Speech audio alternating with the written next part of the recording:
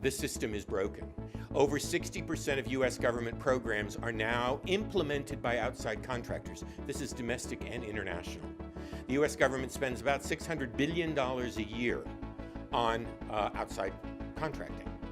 And almost all of the work in this space that I'm talking about is done by outside contractors. So if the system is broken, then it's broken for everyone. Welcome everybody to Chat and Chowder, and welcome Stephen Koltai to World Boston.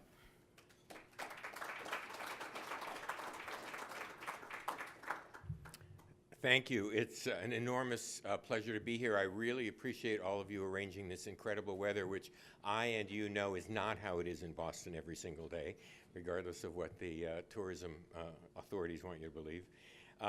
But I'm very happy to be here. This is part of a book tour that started at the beginning of September, so just a few weeks ago. The book, Peace Through Entrepreneurship, was published by the Brookings Institution Press, where I'm a guest scholar. The presentation today pretty much follows the organization of the book. I'm going to give you a short introduction, and then you can see the key points that we talk about here. It's about just under 30 minutes presentation. So I come to write this book. One of the first questions I often get is, given the things that you've done in your previous life, none of them would indicate that you would be doing this sort of work. I was for a decade at Warner Brothers. I'm from Los Angeles. I spent half of my life in one part or another in the media and entertainment industry. I was a management consultant at McKinsey. I was on Wall Street at Salomon Brothers. I studied, international economics at the Fletcher School and at Tufts.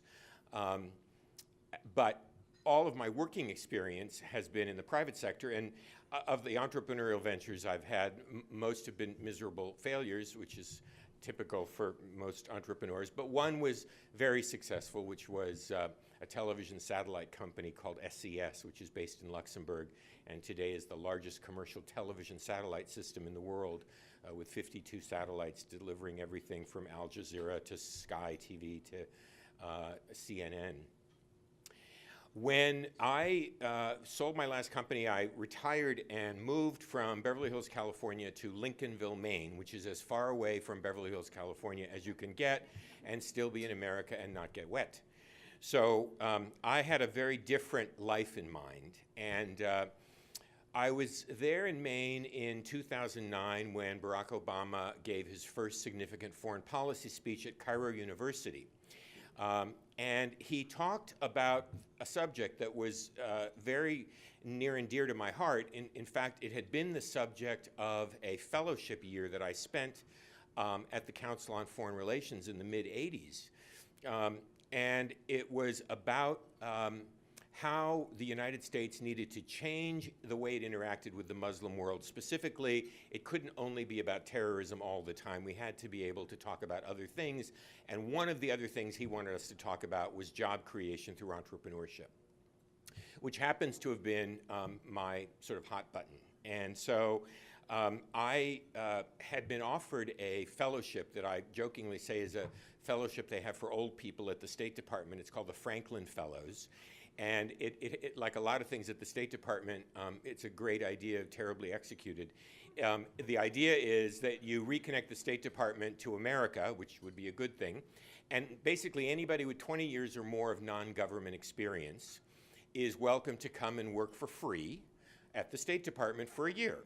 And so you could be a ballet dancer, you could be a baseball player, you could be a doctor, or you could be a business guy.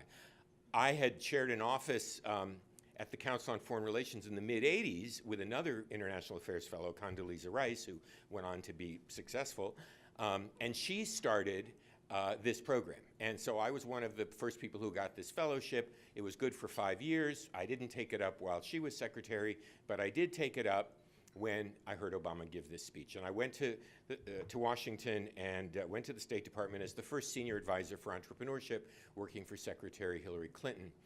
And this was early on in her administration. And that is what gave rise to the work that I've started then, which was now almost 7 years ago, in entrepreneurship development in emerging markets. So the basic premise of the book and the basic premise of my work is that there's a straight line connection between jobs and peace. And there's a considerable amount of research that the one factor that's most closely correlated to violent political unrest is joblessness. And that is true all over the world over many, many centuries. In Germany, in 1932, the jobless rate was 27%. And we'll talk about this as I go through the presentation, but you will find parallels to this everywhere. So I, who was the son of Holocaust survivors, my parents were kids in the concentration camps. We came to the US in 1956 as migrants, much in the news these days. I have always had a very personal and intimate interest in what happens when things go badly wrong. And so I've always been interested in this question of peace, and that's what has driven the work that I have done here. So if we talk about entrepreneurship, really the first thing we have to do is define the terms, at least as I use them in the context of entrepreneurship development in emerging markets. And my definition is an entrepreneur is a person with the vision to see a new product or process and the ability to make it happen. And I just want to unpack that a little bit because there's some subtlety in the definition. The first is product or process. In America, we tend to think of entrepreneurship associated with high tech, especially when you're in Boston or Silicon Valley, biotech or infotech.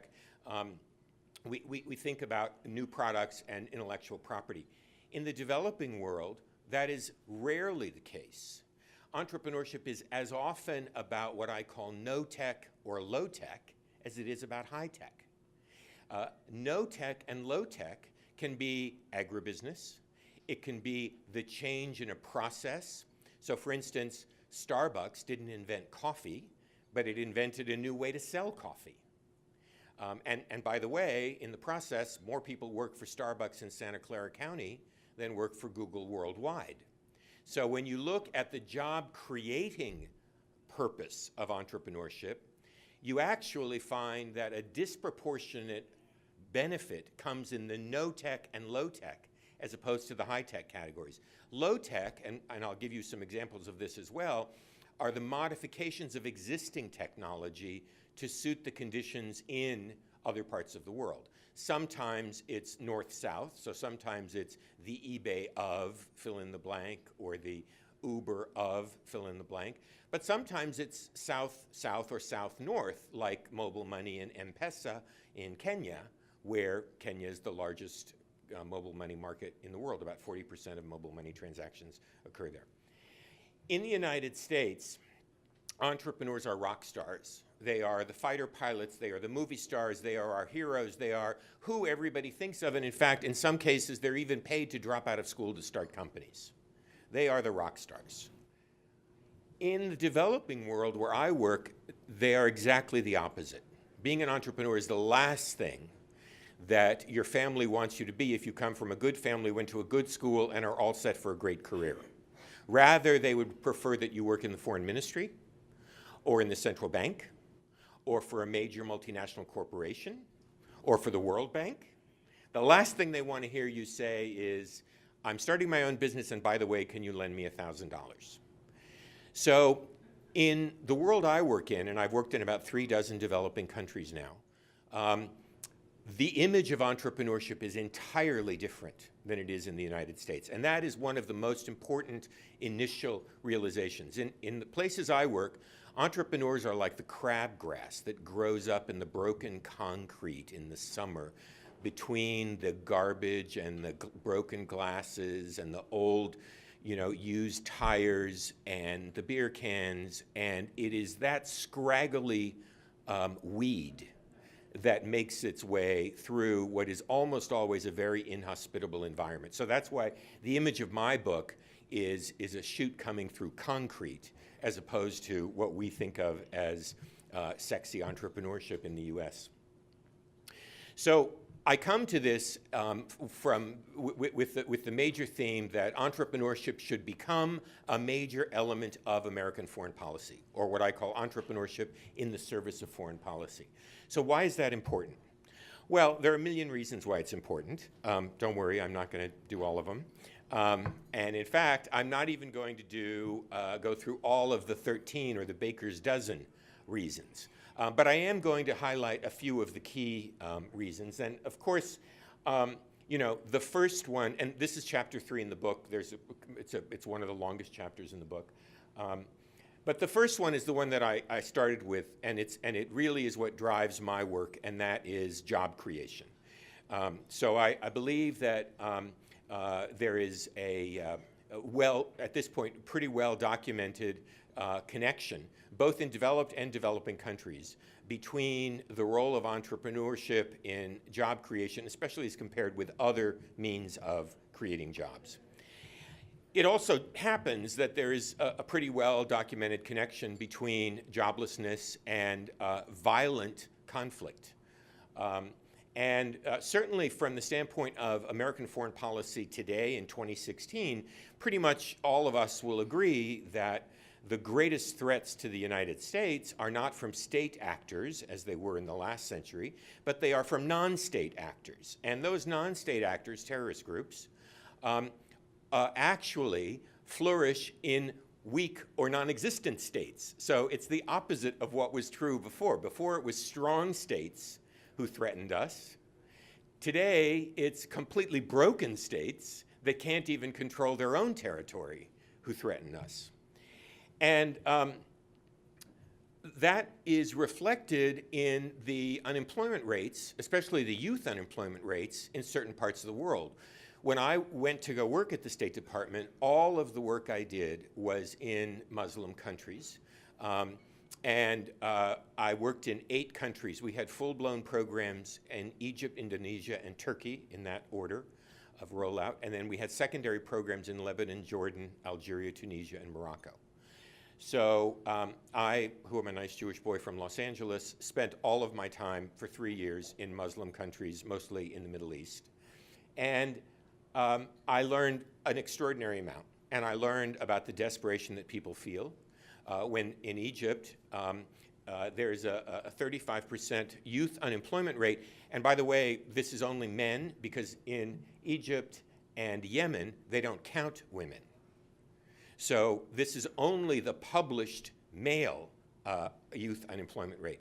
What it basically means is that if you're a 22-year-old guy in Egypt, the chances are that you will never in your whole life ever find a job. You will never be able to support a family.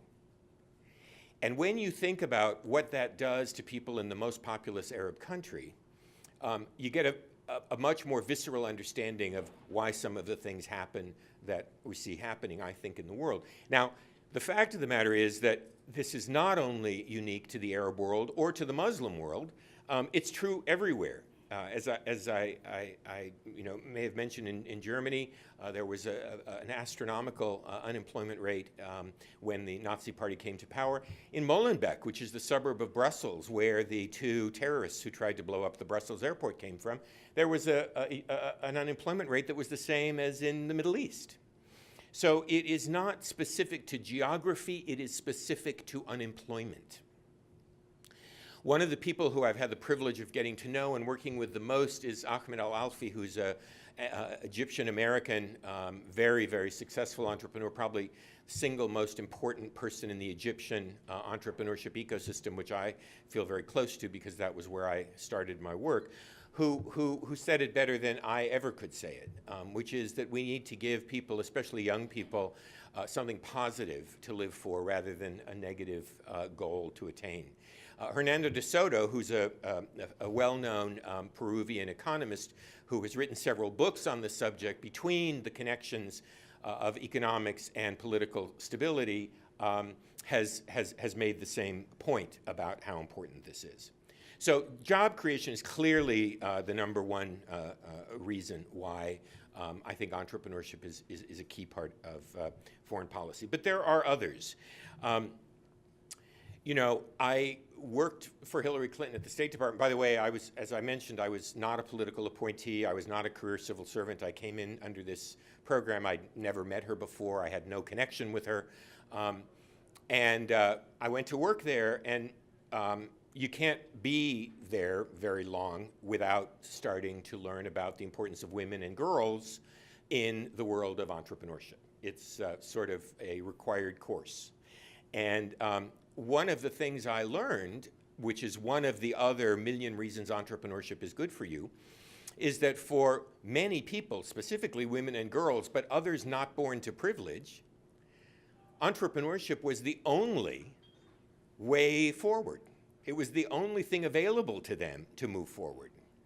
And they had, therefore, you will find in some parts of entrepreneurship, the microfinance end, which is not the end I work in, but you will find that 95+% of microfinance entrepreneurs are women. And that is because they are necessity-driven entrepreneurs. We'll talk about necessity-driven, opportunity-driven, and innovation-driven entrepreneurs. But in developing countries, they are disproportionately necessity-driven, and they're disproportionately those not born to privilege. Another one of the things that I learned was a great revelation to me about the importance of entrepreneurship as a foreign policy tool is that entrepreneurs are a bridge class in society. They are the same person everywhere in the world. So whether you are in Boston or Bombay or Accra or Kuala Lumpur or Jakarta, entrepreneurs are the same person. And they are interested in exactly the same thing in all of those places. They are interested in meeting investors, finding new customers, finding potential strategic partners, dealing with some of the problems of growing companies like human resources. They're not interested in politics. So as I mentioned, when I was working in the Middle East, people would say to me in Lebanon or in the West Bank or in Jordan or in Egypt, and I was from the State Department, they wouldn't ask me about American policy vis-a-vis the Israeli-Arab crisis. They would say, is there a chance you could invite us to Washington on an IVLP or some other program where we could meet Israeli entrepreneurs and VCs, because we know that we live next door to the startup nation. We can see them from our balcony, but we can't actually speak to them. And I would say, sure, but don't you want to talk about, Hamas and all? No, what we really would like to do is we'd like to pitch our company, and we know that they have a lot of money, and so could we possibly come on a tour? So what I learned was that entrepreneurs are this incredible bridge class of people that provide an entree into talking to each other. And whether it is Northern Ireland, whether it is Protestants and Catholics in Ireland, whether it's Sunnis and Shias in the Middle East, whether it's Arabs and Israelis, whether it's Hutus and Tutsis, whether it's any group that is in conflict, when you get the entrepreneurs in the room together, those conflicts fade to the background, which was fascinating. Another reason entrepreneurship is good for you is that it makes you wealthy. In 1965, Singapore and Jamaica were almost identical countries. They were exactly the same size.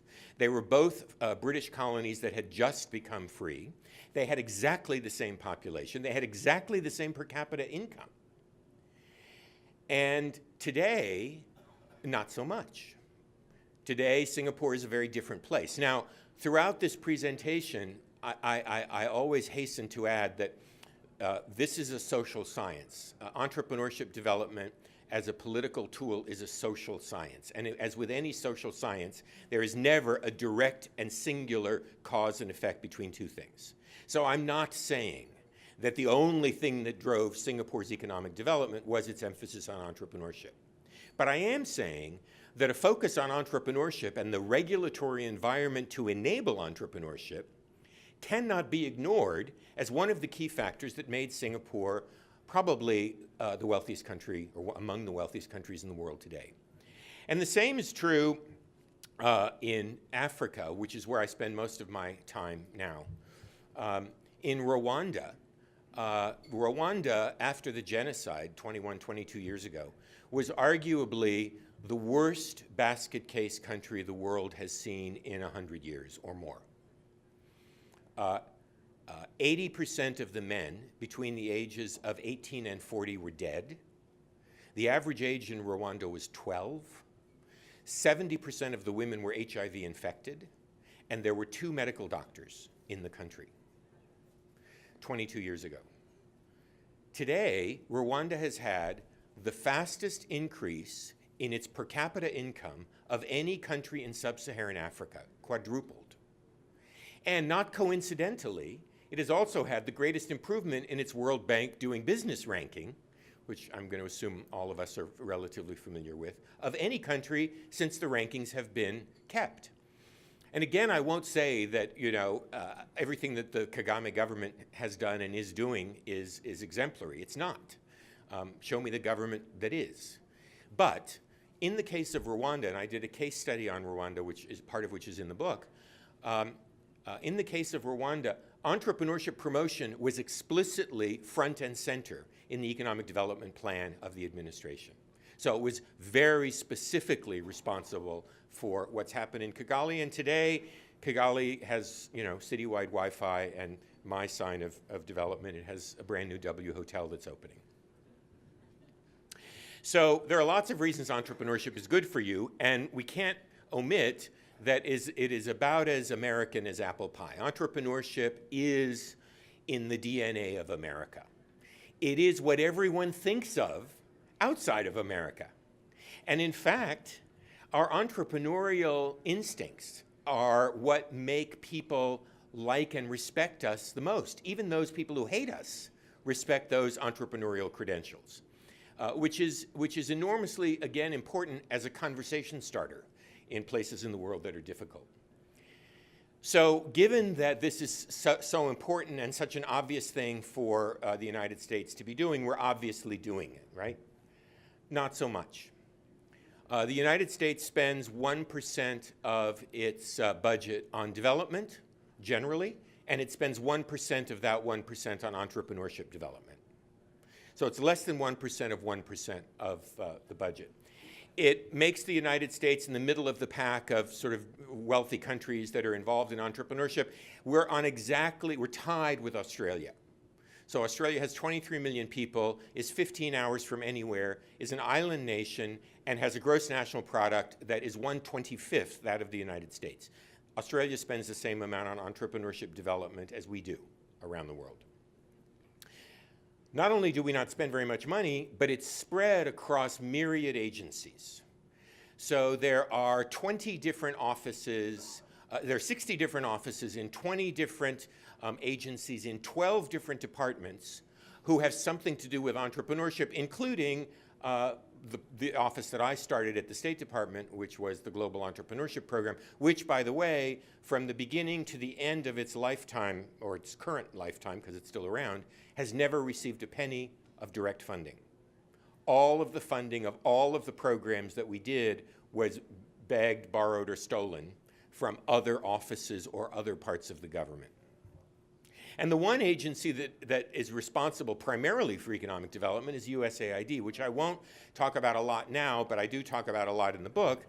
But USAID on a number of levels is widely agreed to be not a well-functioning agency, shall we say. And there are many different pieces to that. One of them is that the top 3 contractors receive 30% of the $35 billion a year budget. 20 contractors account for 75% of USAID's budget. But not only is USAID broken, but the entire system of carrying out our policy is done through outside contractors, which I characterize as trying to turn a screw with a rubber screwdriver. This system is broken. Over 60% of US government programs are now implemented by outside contractors. This is domestic and international. The US government spends about $600 billion a year on outside contracting. And almost all of the work in this space that I'm talking about is done by outside contractors. So if the system is broken, then it's broken for everyone. It is particularly broken in the innovation and entrepreneurship space for small companies, who are very often the ones who are most entrepreneurial. So it leads to what I call the problem of the mouse dancing with the hippo. Small companies who do not traditionally get government contracts are the ones who are least likely to even apply for them, much less get them. So I, for example, am an evaluator for the State Department and USAID. I've never applied for a USAID or State Department contract. I would never win, and if I won, I would never be able to bear the accounting and reporting requirements. But I am, I think, reasonably good at entrepreneurship programming. So there's a mismatch between those who know what they're doing and those who are actually able to get the contracts. How do we fix this? It's really easy. We can turn the individual crabgrass into a garden by doing a few things. I've developed one particular approach, which I call the 6+6 model for entrepreneurship ecosystem development, which a third of the book is basically about, and that proceeds from the assumption that there's no one single thing you can do to move the needle in entrepreneurship development. It's not just about starting a venture fund. It's not just about starting a training program or building a business incubator. It's about doing a combination of things. 6 categories of activities: identify, train, connect, and sustain, fund, enable public policy, and celebrate entrepreneurs, and 6 categories of actors: corporations, foundations, universities, NGOs, investors, and government. And it is only by knitting those together through programs that you make a difference. And in the consulting work that I do, that's what I do, and there's a 3-step process. It's diagnostic, design, and implementation. The diagnostic is against that 6+6 model. So purely coincidentally, not because the Ghanaians are here, but the example I use is a project I did in Ghana, which was 3 years ago, where we began with the diagnostic, which was a mapping of the Ghanaian entrepreneurial ecosystem to see where the holes are. And the metaphor for this that I use is it's a lot like a doctor. A doctor, every human being on Earth has the same biology, physiology, anatomy.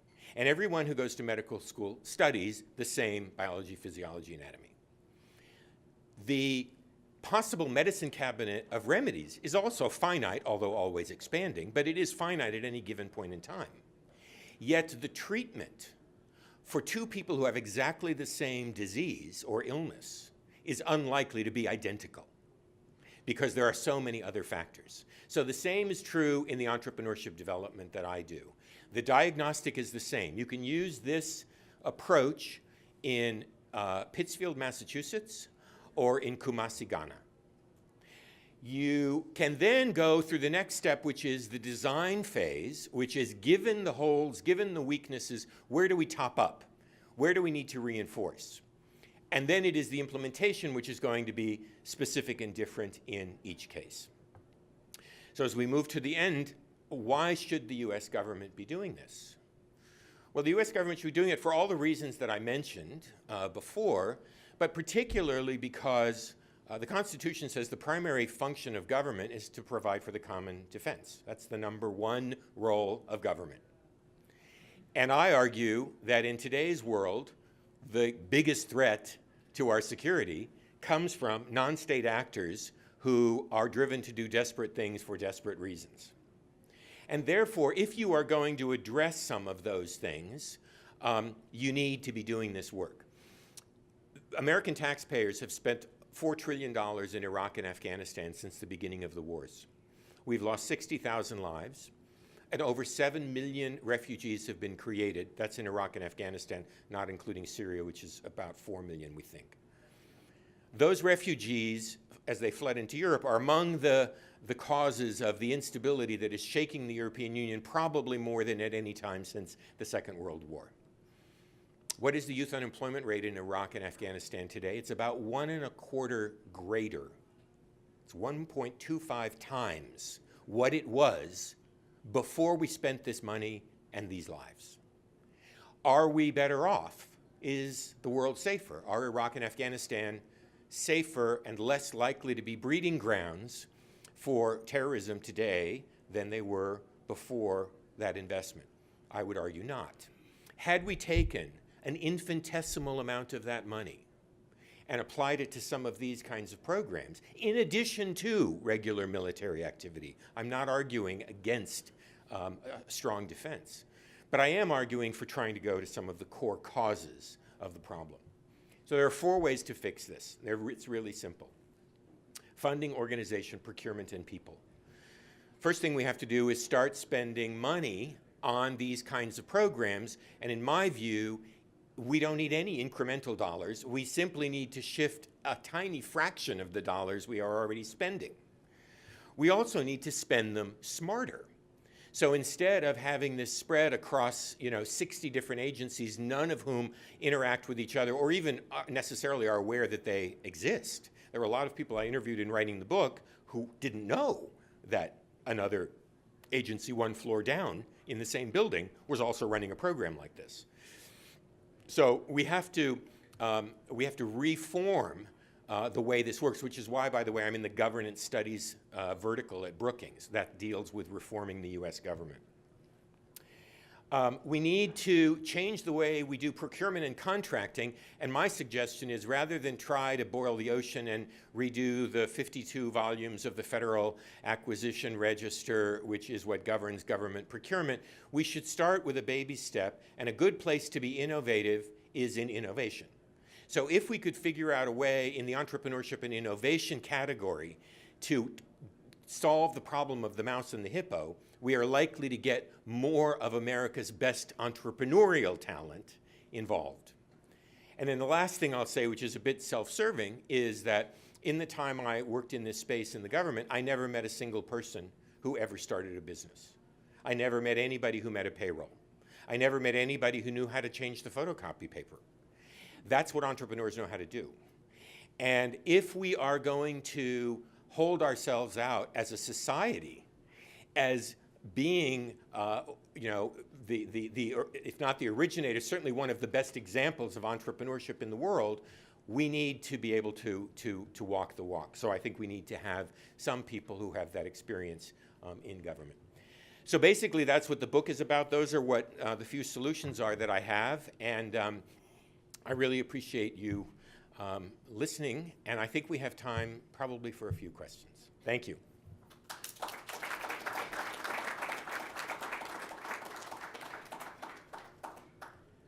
Yes, sir.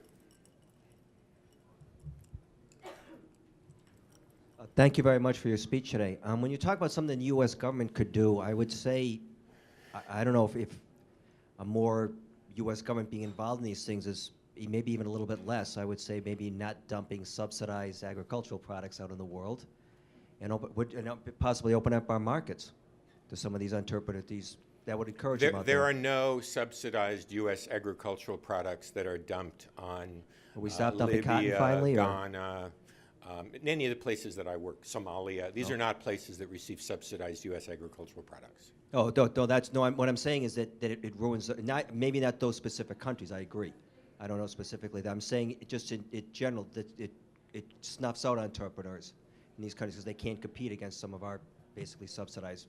And the Europeans do it too. You may have had that experience. I've never seen that. Okay. I've never seen the biggest obstacle to an entrepreneur in Tunisia or Jordan being subsidized American agricultural products.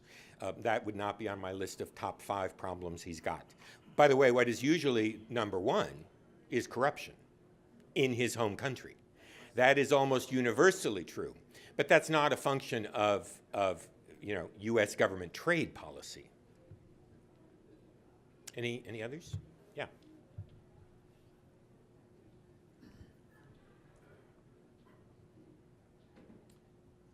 Thanks for the presentation. Very, very informative.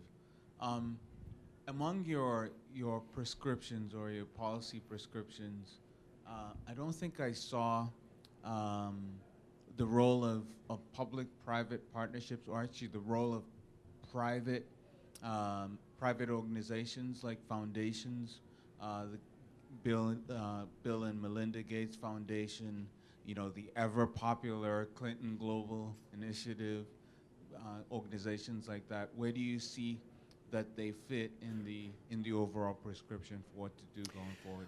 Well, just to give you some metrics, there are about $125 billion a year in official development assistance that is available in the world. That includes the World Bank and all of the major development agencies per year. The total amount of foundation assistance for economic development from all possible sources is about 1/10 of that.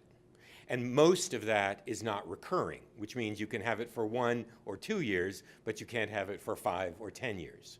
So while there is undeniably a role for foundations to play, the simple fact of the matter is that, you know, the Louis Lohmann adage, you know, the money is in the banks. You go to the places where the resources really are. If you then look at non-development assistance and you extend this to military spending, then you're talking about trillions of dollars.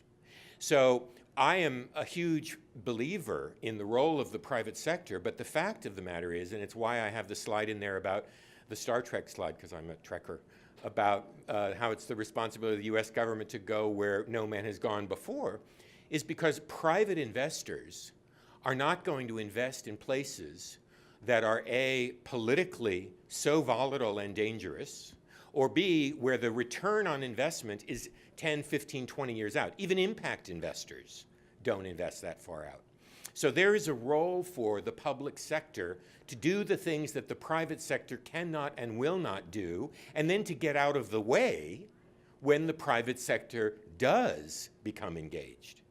But I think in the first instance, the first loss, we can't expect private investors to be the ones who take the first loss.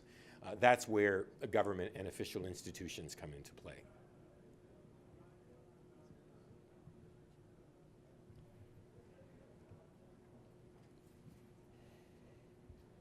Stephen, this may sound crazy, but I sense from your talk that you believe, at least your experience is, that the State Department is dysfunctional.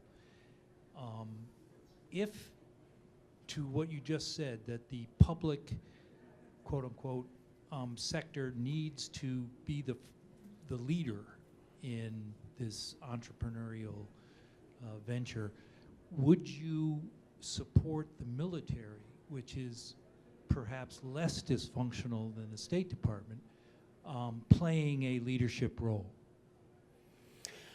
Well, this is a huge question, and I don't have in the book a specific blueprint of how we reorganize government and which entities should be involved, but I do start the conversation. So, first of all, yes, I do think the State Department and USAID are dysfunctional when it comes to international economic development. Not other things, not everything, but international economic development.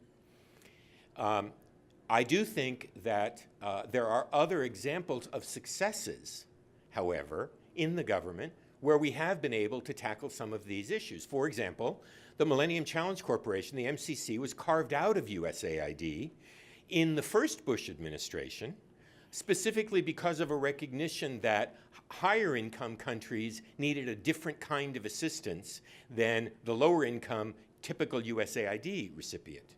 And that has been relatively successful by most standards, the MCC program. It's about $14 billion a year. Similarly, even within the State Department, while I was there was a program that was quite successful called GTIP, Global Trafficking in Persons, which was one of Secretary Clinton's most fervent initiatives, which was to deal with the horrific problem of human trafficking, which, especially over the last few years, has grown enormously.